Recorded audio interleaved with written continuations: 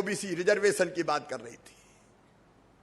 मैं गोपीनाथ जी की प्रेरणा से ही कहता हूं, अगर दिल में संकल्प हो, हृदय में तड़प हो, गरीबों को न्याय देने की चाहत हो, ओबीसी का दर्द हो, तो उद्धव ठाकरे जी रास्ता निकल ही जाता है।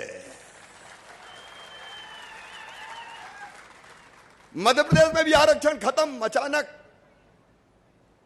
हम चुनाव की तैयारी कर रहे थे, अचानक फैसला आया कि ओबीसी के बिना ही चुनाव होंगे। तब विधानसभा का सत्र चल रहा था। मैंने विधानसभा में खड़े रह के कहा था कि चाहे कुछ हो जाए, ओबीसी रिजर्वेशन के चुनाव, ओबीसी रिजर्वेशन के बिना चुनाव नहीं होंगे, नहीं होंगे, नहीं होंगे। कोई हमें सहयोग करे तो उसके साथ, कोई सहयोग ना करे तो उसके बिना, और कोई विरोध करे तो उसके बावजूद ओबीसी आरक्षण की लड़ाई में लड़ूंगा, ये मैंने संकल्प लिया था। हमने कोर्ट में, माननीय सर्वोच्च न्यायालय में तथ्यों और तर्कों के साथ पक्ष को रखा, और तब सर्वोच्च न्यायालय में दिसंबर 2021 में फैसला दिया कि ट्रिपल टेस्ट के साथ ओबीसी रिजर्वेशन की बात होगी। आप पहले ट्रिपल टेस्ट के आधार पर, केवल संख्या के आधार पर रिजर्वेशन नहीं हो सकता। आप ट्रिपल टेस्ट करो, और उसमें अगर यह दिखेगा कि ओबीसी को आरक्षण देना चाहिए तो हम विचार करेंगे।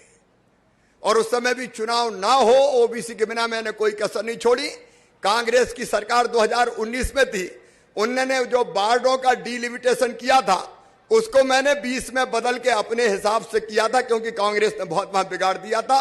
लेकिन मैंने कहा चुनाव नहीं हो, इसलिए मैंने 20 के डिलिमिटेशन को रद्द करवा दिया, और मैंने कहा कांग्रेस के ही रिजर्वेशन पर चुनाव होंगे, तो चुनाव रुक गया।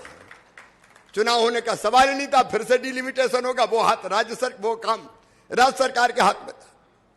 और फिर हमने बनाया ओबीसी आयोग, और ओबीसी आयोग के अध्यक्ष गौरीशंकर बिसेन और उनकी टीम ने ट्रिपल टेस्ट के हिसाब से, कोर्ट की मंशा के हिसाब से गांव-गांव हमारी टीम गई, आयोग के सदस्य गए, और पूरे प्रशासन को मैंने लगा दिया इसी काम में कि आंकड़े निकालो, केवल संख्या के आधार पर नहीं। ओबीसी एक आर्थिक पिछड़ापन, सामाजिक पिछड़ापन, शैक्षणिक पिछड़ापन और राजनीतिक प्रतिनिधित्व में जो पिछड़ापन है, उसको हमको सिद्ध करना था। अब यहां की सरकार जगी नहीं, मैंने दिन और रात एक कर दिया। 4 महीने चैन की सांस नहीं ली, और 4 महीने में आयोग ने अपनी रिपोर्ट बना के दे दी कि ओबीसी की स्थिति यह है। आयोग की रिपोर्ट आई, वो रिपोर्ट आयोग ने मुझे दी, और तथ्यों के साथ आयोग ने कहा कि 35% ओबीसी को रिजर्वेशन दिया जाना चाहिए।